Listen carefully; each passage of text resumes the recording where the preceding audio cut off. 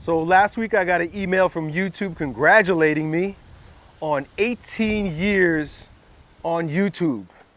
And so I figured today I'll make a video about the 8 things I've learned, 8 principles I now live by that I discovered that I learned from being on YouTube for 18 years. But before I get into that, I just want to share a bonus one with you that kind of rings true for my experience today, dudes. And that is, don't take it too seriously. This is the second video that I'm shooting for you guys, because the first video, which was 30 minutes long, chock full of all kinds of great stuff, didn't come out good. There was no sound because there was just a glitch. There was a glitch with my microphone. And so instead of getting pissed, I just turned the camera back on, except this time I'm sitting here in the sun. I was just tired of sitting at that table, you know, in the shade and stuff, a little chilly, very windy today. So I figured I'd sit out here in my backyard, get some sunshine while I rap with you guys. And so, yeah, 18 years ago, I uploaded my first video last week, made 18 years. And if you go to my strength channel, which is where I uploaded my first video, you'll see a video of me, 27-year-old me, 27-year-old Elliott. You know, I'm 45 years old now. And you'll see a video of me flipping tires. I shot that video on a camera that literally had tape. There was like a tape that I had put into it. So, you know, that kind of lets you know how old Uncle Yo is, and that I've been around as long as YouTube has been around. And so I'll tell you a little bit about my story, and then I'm gonna go into these 8 principles. I'll try to keep it succinct. So I uploaded my very first video because I wanted to get people to come to my strength camp. I was a fitness trainer, and I was training people out of the back of my van in public parks with trash. And I got that idea from a guy named Zach Evanesh, who I seen some of his videos. And he was training athletes in his garage and in city parks with a lot of odd objects, you know, tires and sandbags and stones and logs and things like that. And I was like, you know, as a broke personal trainer, trying to raise my family, building my business, I was like, shit, I could do that. I don't need to build a whole gym. I can just find some trash and train people in the parks. And just like Zach Evanesh, who was my original influence, he's still here on YouTube. You can check him out, Underground Strength Coach. I started filming those workouts so I could put them on YouTube so that I can show my clients what we do. So my clients would take the videos and they would share it with their friends, and they would get more. It would help me get more clients. So that's why I started YouTube. Back then, there weren't too many guys on YouTube. Actually, back then, there was no such thing as YouTubers.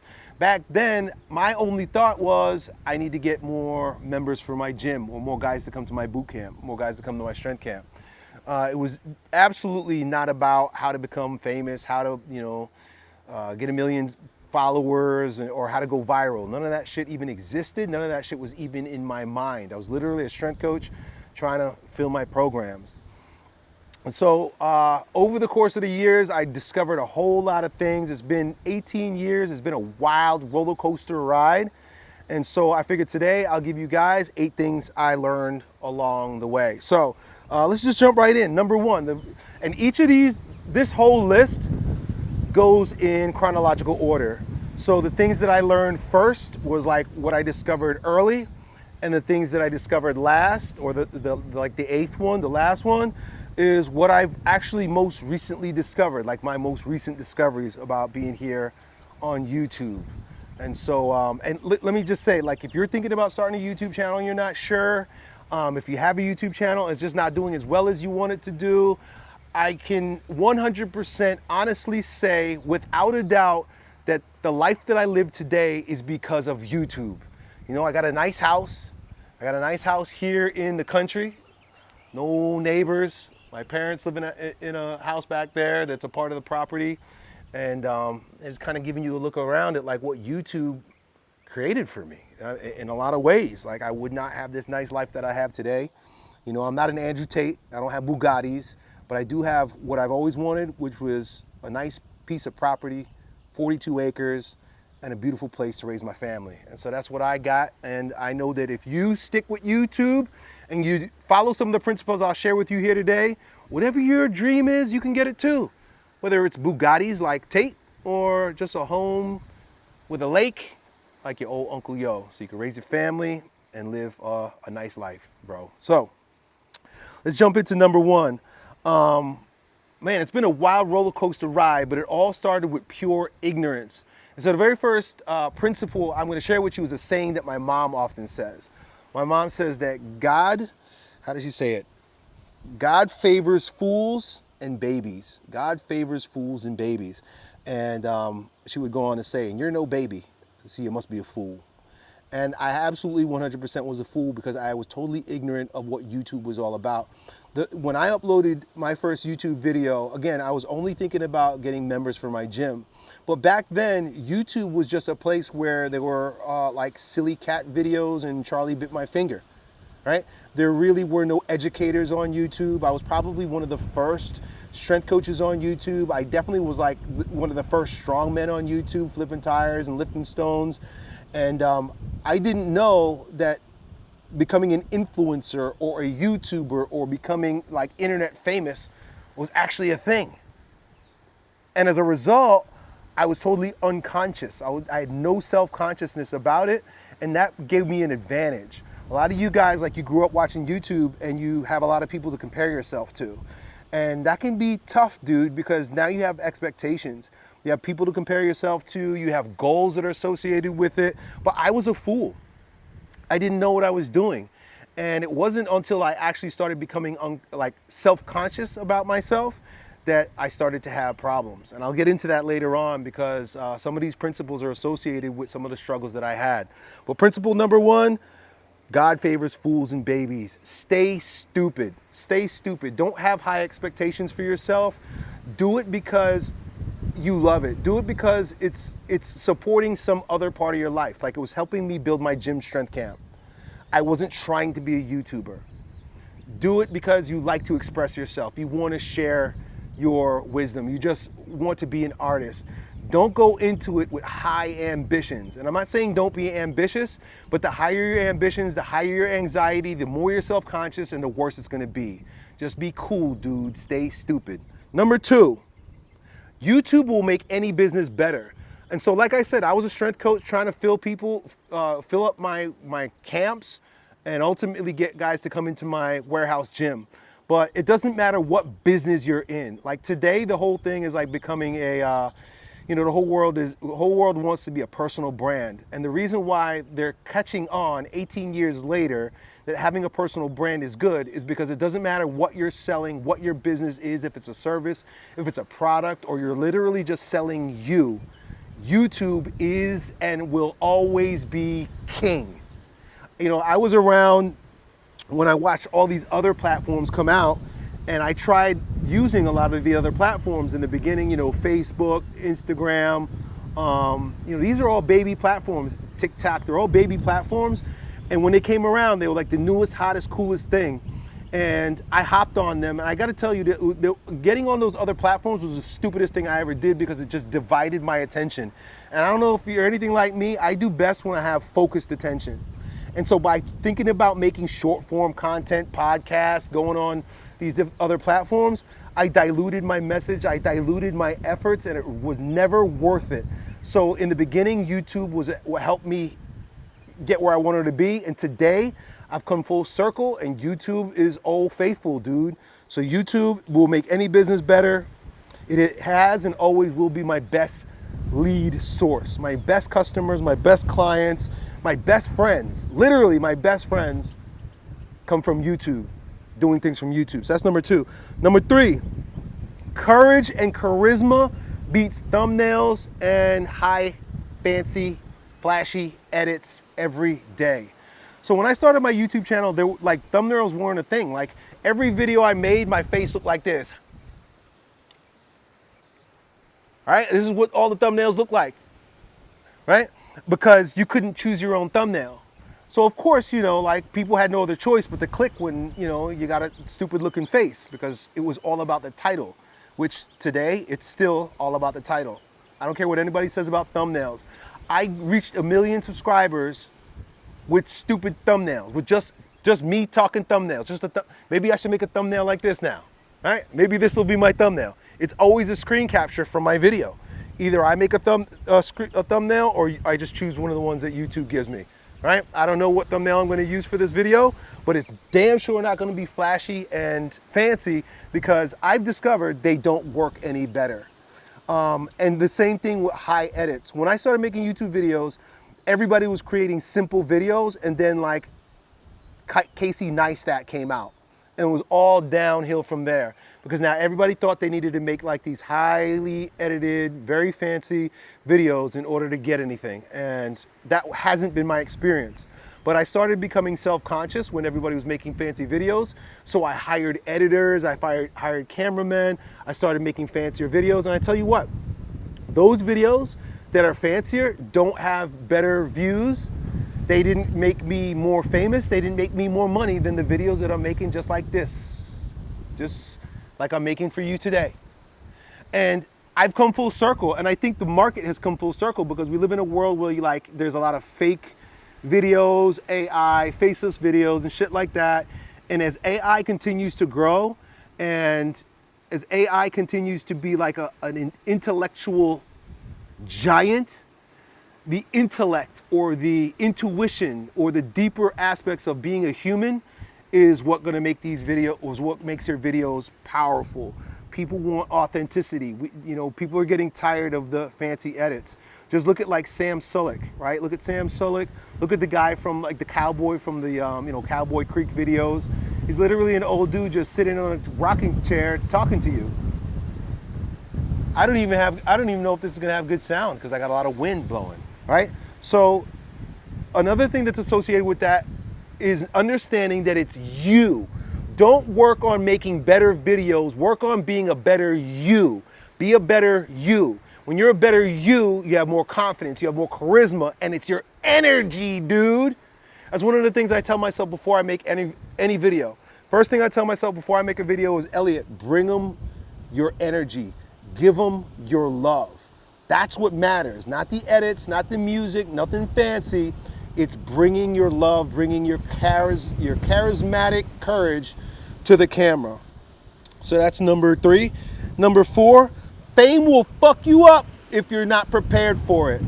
So for me, it was kind of crazy. Like I said, I had no intention of becoming a famous YouTuber. I didn't know that thing even existed. And I kind of lived in Slackerville, Florida at the time.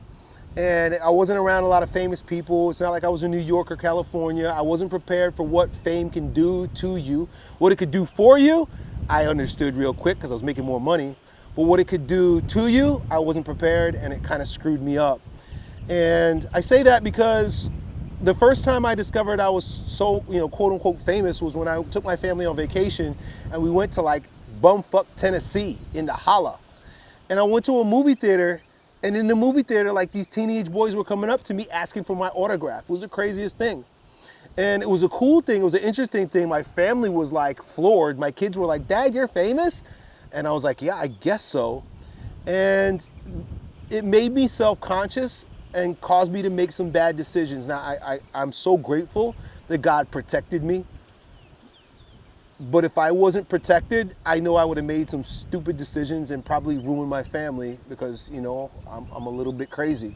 And so God did protect me by keeping me sort of sheltered, even though I became famous.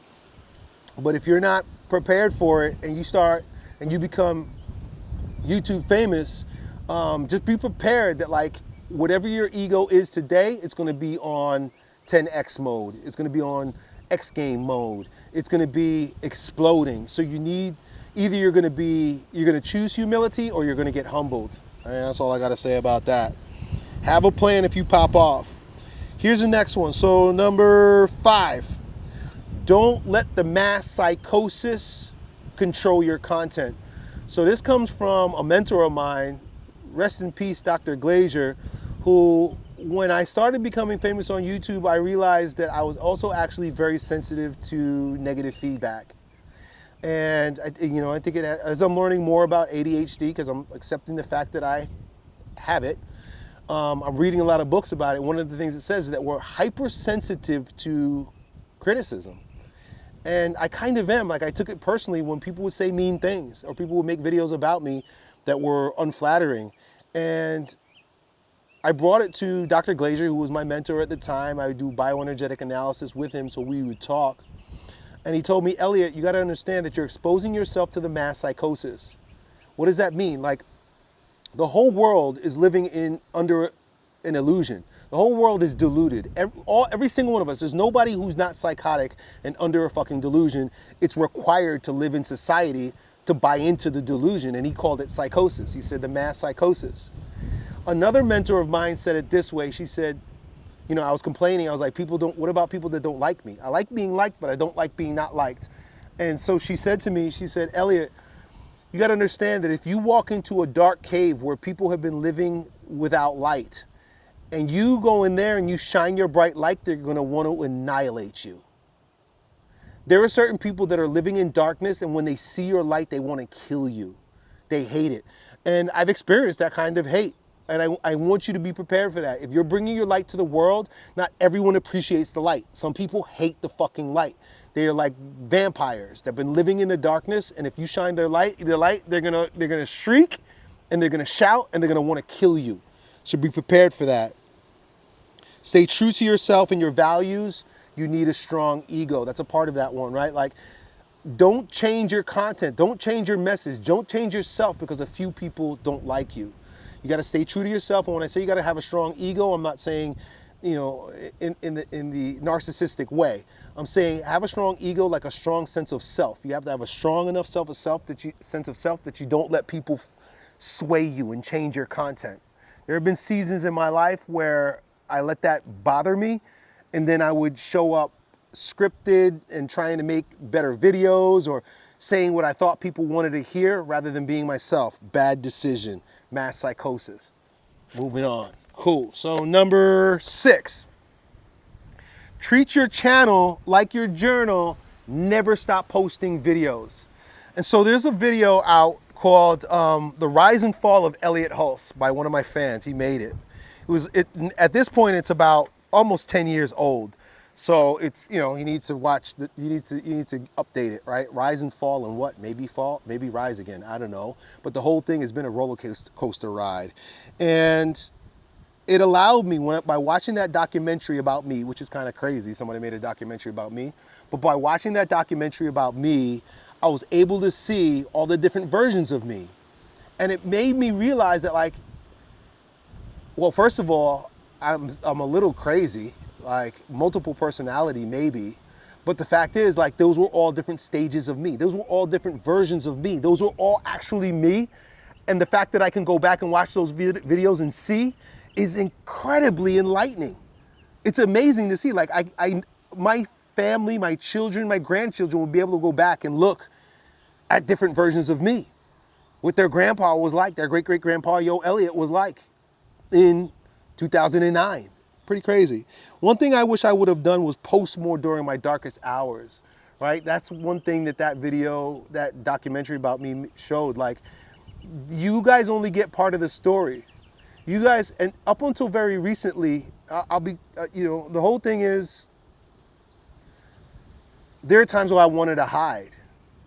And when you hide, you're lying by omission. And so I look at a lot of my videos and, like, I wasn't sharing my pain. I was trying too hard to remain sane. I was trying to be strong for everybody all the time in the videos. And over the past, like, year or two, I recognized, like, the power of vulnerability, like saying it the way it is and not trying to look stronger than I am. And that by sharing my struggles, not only does my journal look a lot more authentic, but you, my fans, my viewers, appreciate it because it lets you know that I'm not, the pedestal that you put me on is undeserved. I don't belong on a pedestal. I'm a dude just like you. Look at this wind. Can you see the wind or hear the wind? Look at that tree. Really windy day. Good thing I got this dead cat on. Cool. So that was number 6. Number 7, your audience is growing with you. This is the craziest thing, man. So I've been on YouTube creating different offers. Like, it's crazy. In my first video that was 30 minutes long, I talked about all the different businesses I built from YouTube. And it's important for you guys to hear that. Like, I started out with my gym, and then I sold a football workout, a football DVD of the month. I sold lean hybrid muscle ebooks. I started doing courses. Then I started doing events. I was doing strength camp workout events. I was doing strength camp challenges. I've done everything. I even did a strength camp licensing. I've done memberships. And I've come full circle, man. And the coolest thing, I'm going to get into this a little bit deeper with with the last one, number 8. But like through all of that, you guys have been with me. A lot of you guys have been with me since the beginning. And I get to hear you guys on my newest offer, which is my favorite offer, which is the offer where I get to talk one-on-one with you. One-on-one with you. And I dropped my price down significantly. I used to charge $1,000 and I was getting like 2 or 3 lunches a day. Lunch with Elliott, I used to call it. And it was my favorite thing to do. It was $1,000 and you come down and get to have lunch with me. But I moved out to the country. And my popularity has waned because of a lack of consistency, and you got to be consistent. So I decided for 80% off, $200, to just get on the phone with my fans. And man, it's been amazing to actually see how you've grown with me. And one of the things that I hear more than anything is, yo, Elliott, I was 13 when I first watched your videos, and now I'm 31. I was a 13-year-old lost kid with no dad, and you were like my big brother or father figure. And now I'm a dad of my own with 3 kids, a wife, and a business. And they've grown alongside with me. And it's just been the most amazing thing to see. And when I get to talk to you, and it's just you and me, I get to realize who's on the other side of this screen. Which brings me to number 8, man, which is YouTube is all about love. It's all about relationships. It's all about the connection. And I know that might sound crazy, but this is a new revelation for me. A part of the ADHD brain that I have means that if you're out of sight, you're out of mind. It's hard for me to put like a heartbeat to the numbers on the screen, right? Like your name on the screen, like to the avatar on the screen. And what I've really discovered most recently, like the past month, I've taken 55 calls from you guys. And it's amazing, like thank you. You guys who have signed up to do calls with me, they've been so amazing and so many breakthroughs on your side because I know how to coach. I'm a very good guide. And the breakthroughs that you guys are having are amazing, but they have also empowered me. They're not enriching me. I'm not making a lot of money, but they've empowered me by showing me the impact by just talking to the screen and what's going on with you and me. And one of my favorite things to do on these calls is to make new friends. I'm making new friends. Some of you guys, if it's a good fit, I give you my phone number and I hope to meet up with you. I've been doing retreats as well. I'm doing more live events. I'm inviting you to my home. You could come swim in my lake, or you could swim in my pool, or we can have a bonfire on the pasture.